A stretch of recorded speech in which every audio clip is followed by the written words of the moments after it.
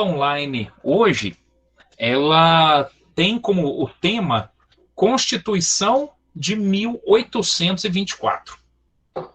Foi a primeira Constituição brasileira. E aqui é importante a gente colocar vários pontos, né? Primeiro, o que é uma Constituição? A Constituição ela é um conjunto de leis que dá um norte, né, para o país funcionar e coloca limite no poder do governante.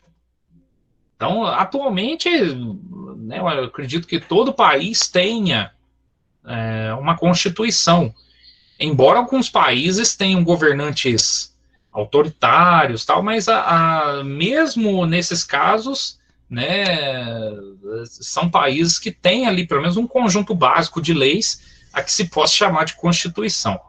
No caso do Brasil, nós já estamos na sexta Constituição, deixa eu ver, 1824, 1891, 1934, 37, 46, 67, 88, a sétima Constituição.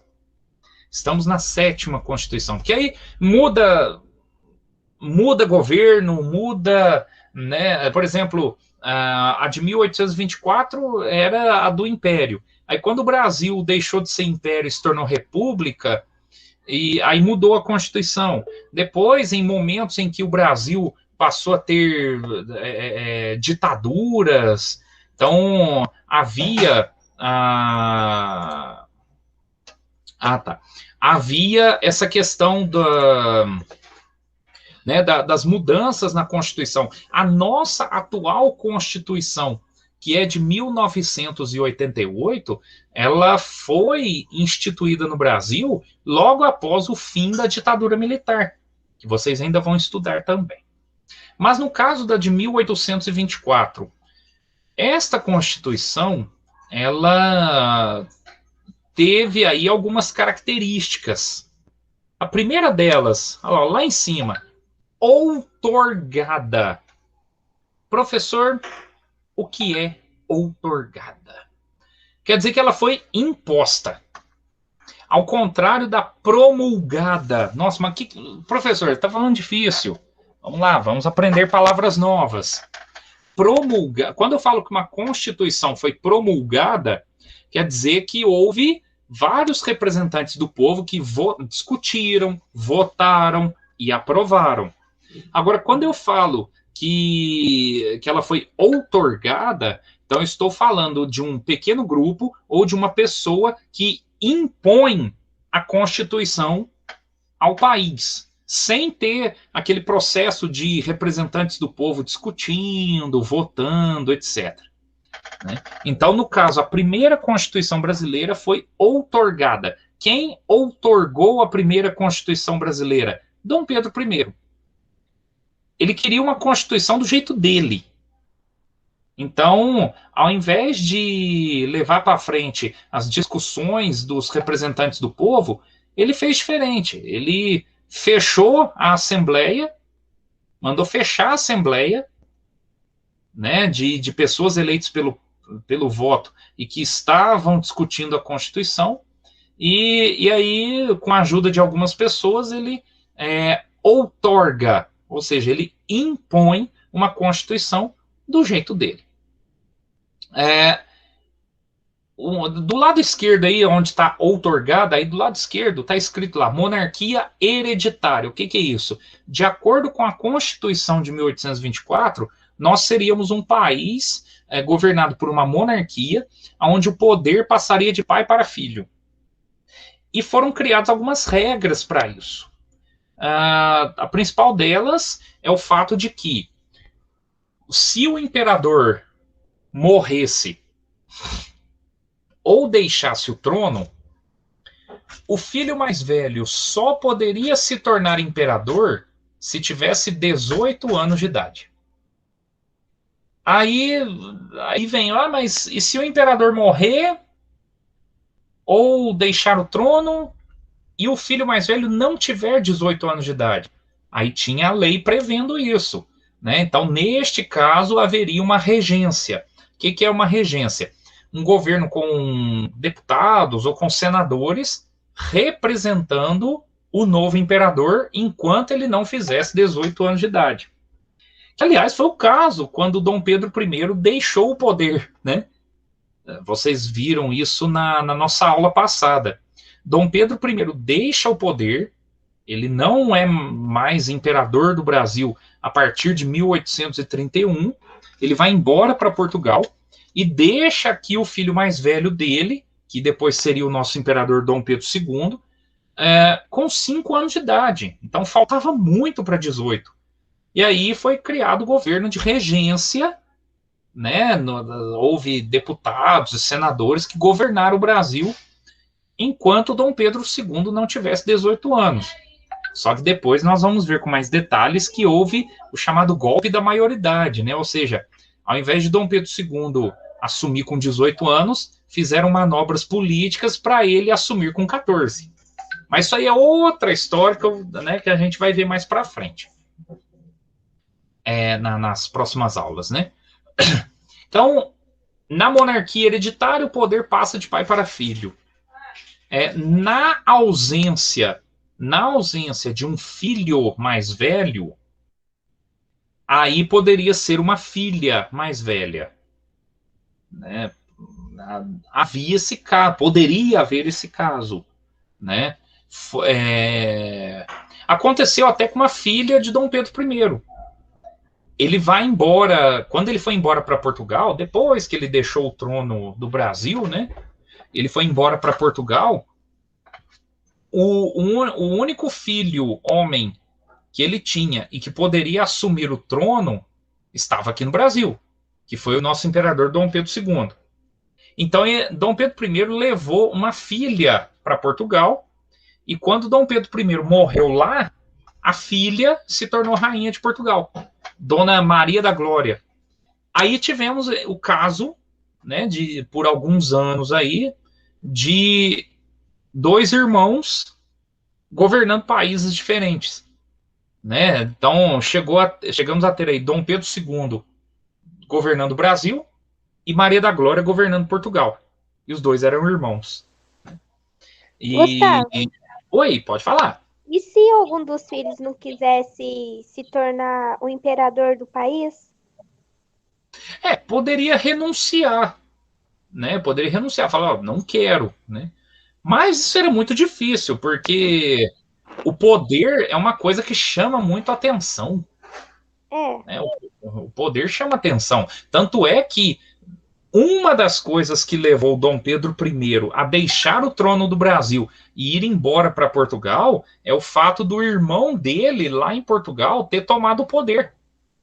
Então, o Dom Miguel, né, o príncipe Miguel, tomou o poder lá em Portugal. Dom Pedro I ficou preocupado aqui, falou: opa, não, né?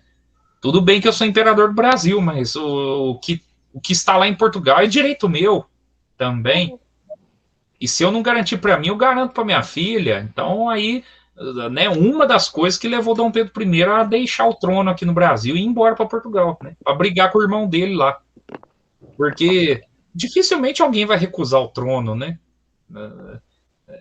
É mais fácil ter briga, né, entre irmãos ou entre parentes para disputar o trono. É mais fácil do que alguém falar assim, eu não quero.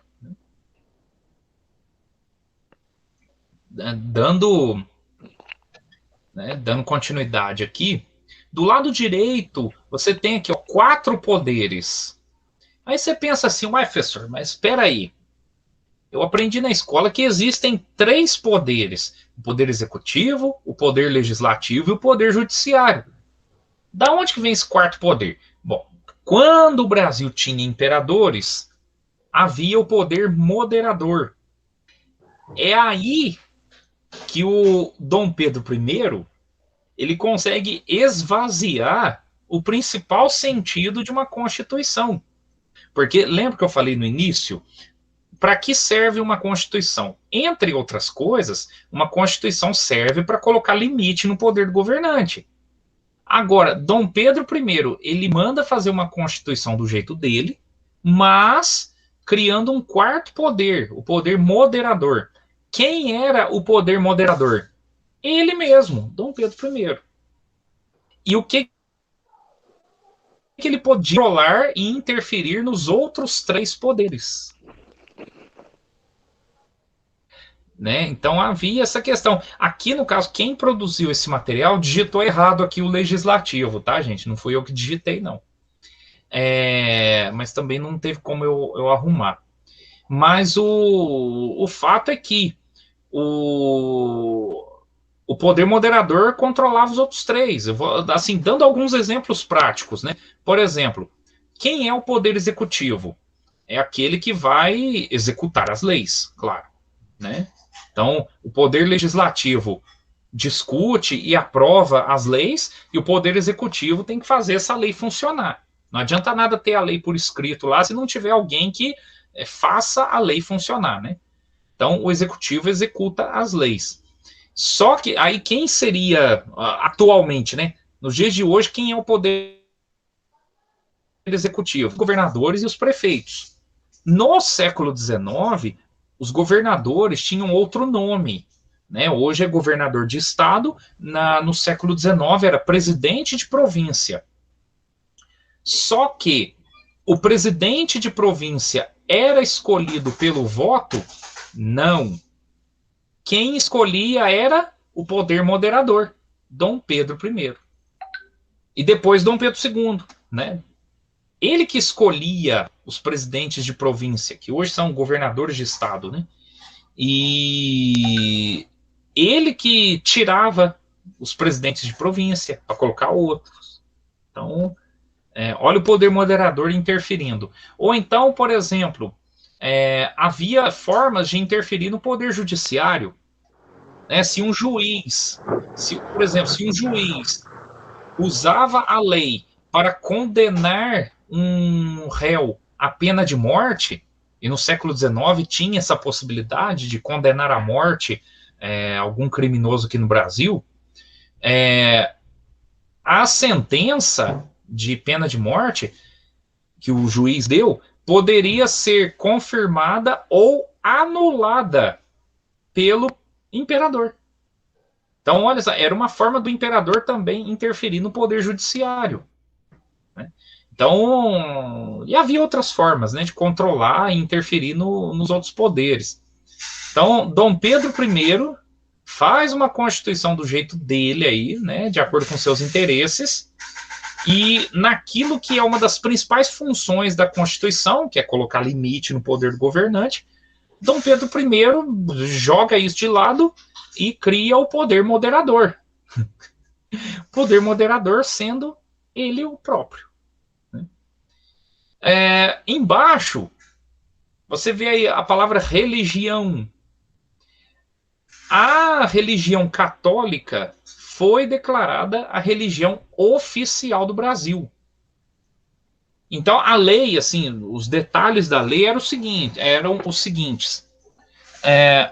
Enquanto o Brasil tinha imperadores, a Igreja Católica era considerada oficial, ou seja, somente os católicos poderiam praticar sua religião em público. Como assim? Procissão católica, ou então ter lá, né, um templo católico com vários símbolos mostrando que aquele lugar era um templo católico, né? Ou seja, tudo que fosse em público, os católicos poderiam fazer. Poderia ter outras religiões no Brasil? Poderia, mas era proibido manifestar em público. Então, por exemplo, vamos supor que uma pessoa da igreja luterana, né, a igreja luterana é muito comum na Alemanha, né, a partir das pregações de Martinho Lutero no século XVI. Aí vamos supor que alguém, no século XIX, na época do Império, veio para o Brasil e é da igreja luterana. Ele poderia juntar pessoas da igreja luterana para fazer os cultos em casa? Poderia. Agora, ele poderia, por exemplo, fazer uma placa escrito Igreja Luterana e colocar do lado de fora para mostrar que ali era uma igreja luterana? Não podia. A lei proibia qualquer forma de manifestar publicamente outra religião que não fosse a católica.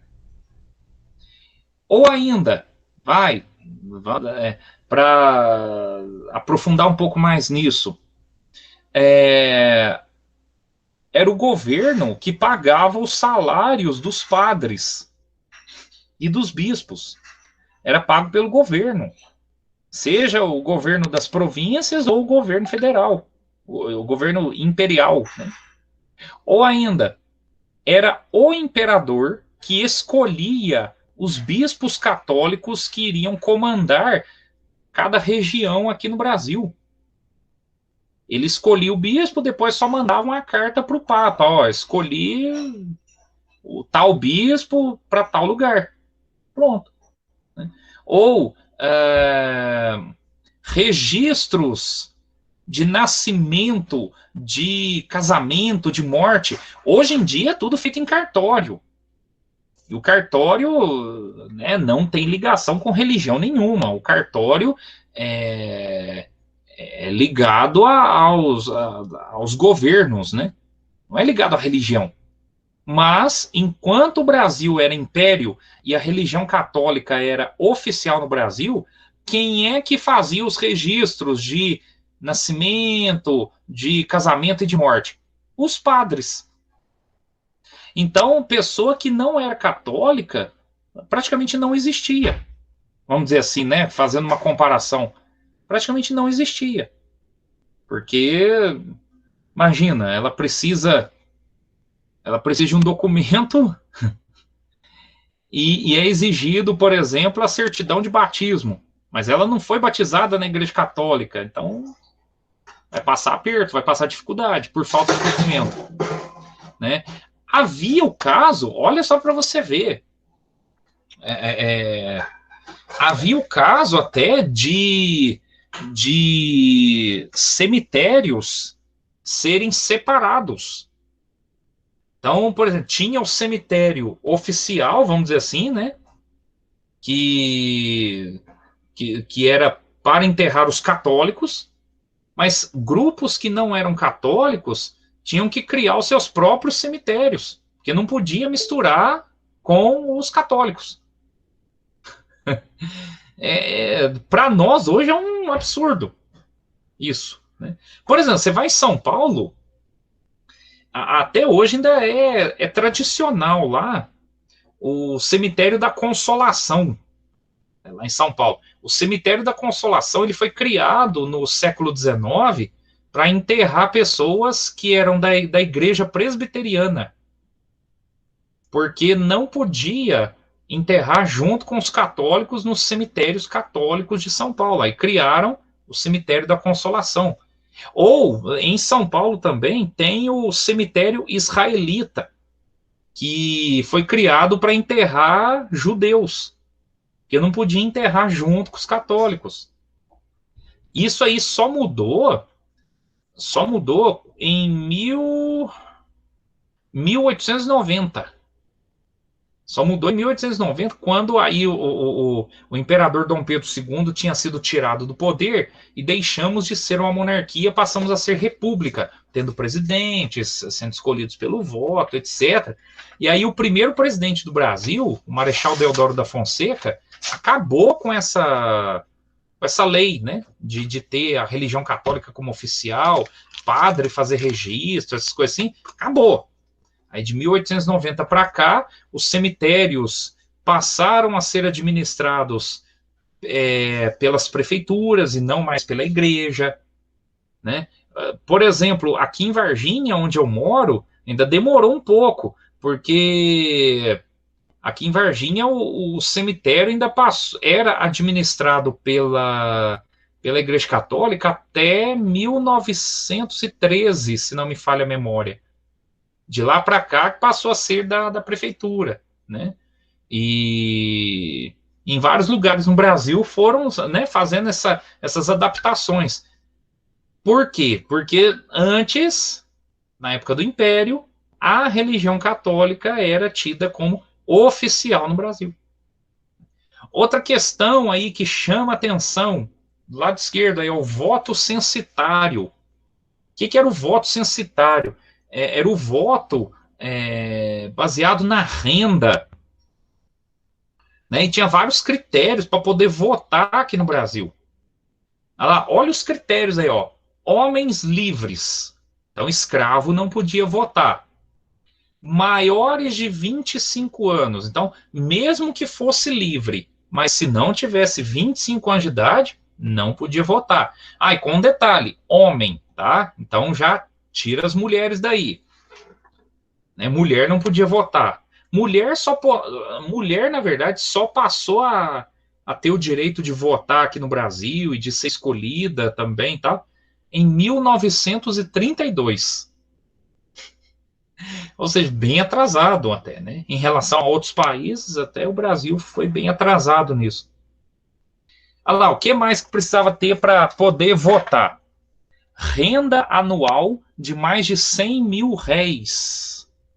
Era permitido votar nas eleições primárias, onde eram escolhidos aqueles que votariam nos deputados e senadores. Ou seja, 100 mil réis daria. Eu fiz um cálculo outro dia: 100 mil réis por ano daria em torno de 12 mil reais. Isso mesmo, 12 mil reais por ano. Então, a pessoa que tivesse essa renda por ano, ela podia votar nas eleições primárias. O que eram eleições primárias? Eram eleições onde as pessoas que entravam nesses critérios aí, elas poderiam escolher aqueles que iam ser os eleitores que iam escolher deputados e senadores. Então, olha só, então, quem tinha renda anual de 100 mil réis por ano, né, ou mais, não podia escolher diretamente os deputados e os senadores, não. Ia escolher os eleitores que iriam votar nos senadores e deputados. Aí, para ser escolhido um eleitor, a renda por ano tinha que ser de 200 mil réis. Ou seja, coisa aí, pelos meus cálculos, em torno de 24 mil, 25 mil reais por ano.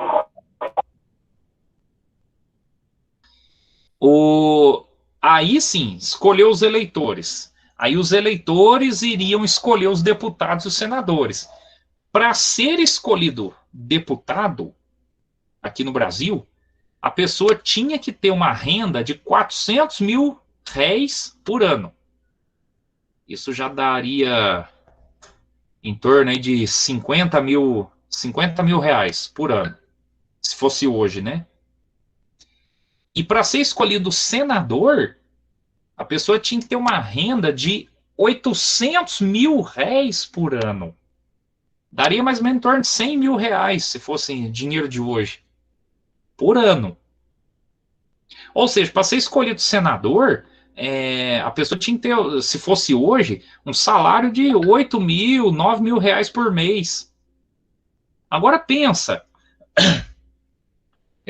por exemplo, na sua cidade. Pensa, por exemplo, na sua cidade. Tirando o prefeito, quem tem salário de 8 mil reais ou mais por mês na sua cidade? Talvez um médico, né, alguns médicos, ou alguns advogados, talvez.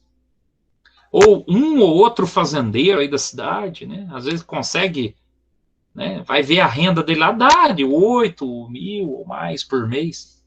Então, olha só como é que a coisa era desigual. Por que que tinha todas essas regras? Porque quem tinha o poder queria continuar no poder.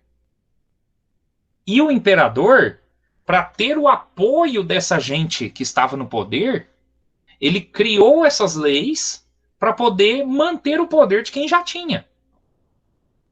Né? Olha só quem ficava de fora e que não podia votar: as mulheres, os escravos, os menores de 25 anos, os mais pobres, que não chegavam a ter uma renda de 100 mil réis por ano. E ainda tinha um detalhe aí: religiosos, né, por exemplo, padres, bispos de ordem religiosa, não podia votar. Militares não podiam participar da política. Então, veja, né, como é como é que funcionava, né? Muito desigual. Para manter no poder aqueles que já estavam no poder.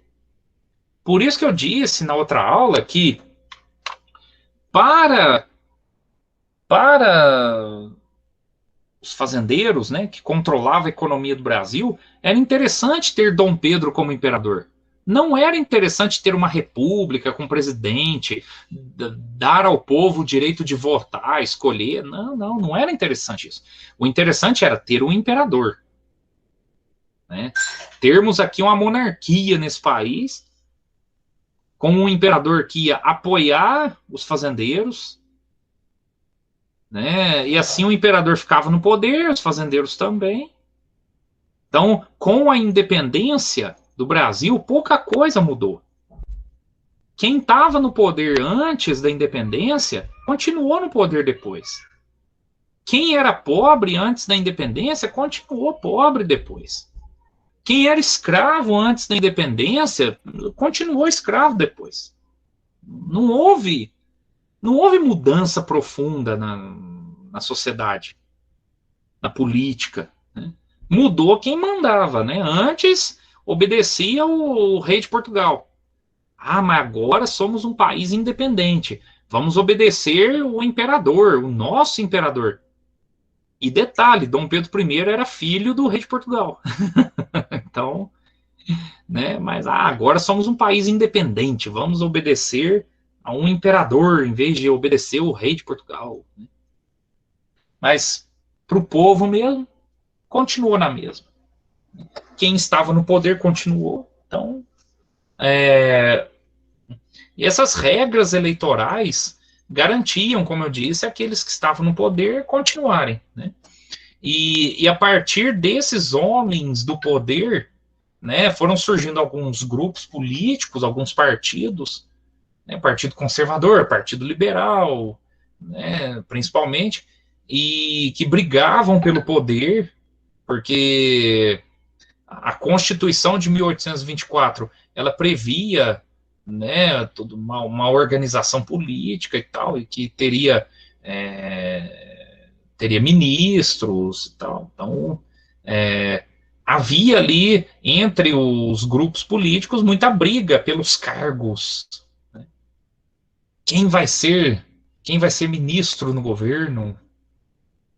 Ou então depois, quando já no governo de Dom Pedro II, né, tinha aquela briga, quem vai ser o primeiro-ministro, né, ou o chefe dos ministérios. Oh. Então, é isso, a Constituição de 1824, né, a primeira Constituição do Brasil, e que tem, né, alguns reflexos, né, tem alguns reflexos no Brasil de hoje. Se você olhar, por exemplo, essa questão do catolicismo ter sido religião oficial do Brasil na época do Império. A partir dali, você ainda tem alguns costumes ligados à Igreja Católica e que sobrevivem até hoje. Por exemplo, você entra num fórum ou num tribunal, ainda é muito comum você ver o que no tribunal, no fórum? Ver uma cruz, né? Ver um crucifixo lá, que é um símbolo católico. Né? Tudo bem, algumas igrejas protestantes ou evangélicas usam a cruz também como símbolo, mas a cruz tendo a imagem de Jesus morto, aí já é a Igreja Católica. Né? Ou ainda é muito comum você entrar em alguns locais públicos, por exemplo, escola pública, ou prefeitura, Câmara Municipal e tal, e aí você vê na entrada uma imagem católica. É comum ver isso em alguns lugares. Então, são ainda resquícios, vestígios, né, dessa época em que o catolicismo era a religião oficial, ou da época em que o voto era censitário, né, ou seja, muitas pessoas eram excluídas do direito ao voto, porque para quem estava no poder, o povo não pode participar da política, não. O povo tem que trabalhar, o povo entende de trabalho. Entende de pagar imposto, mas de política o povo não entende, não. Tem que deixa eles trabalhando, pagando imposto lá, que da política a gente cuida. E até hoje, ainda existe essa ideia sobrevivendo em alguns momentos, né? Por exemplo, quando, de repente você está torcendo para um candidato, mas aí é o outro que ganha. Aí você vira e fala assim, lá, o povo não sabe votar não, o povo é burro para votar. Nossa, depois sofre aí, mas por quê? Não sabe escolher governante. Vai sofrer e eu vou falar, eu avisei, bem feito. Isso aí é pensamento de quem acha que o povo não tem capacidade para política. O mesmo pensamento que se tinha no século XIX, quando a maioria da população foi excluída do direito ao voto. Né? Então, temos aí, como eu disse, alguns resquícios, né, de alguns pontos aí da Constituição de 1824, né, deixando alguns resquícios na nossa política. Nas próximas aulas online, a gente vai ver ainda alguns pontos, né, da formação do Brasil, né, desses aspectos políticos, culturais, econômicos, sociais, etc. Né?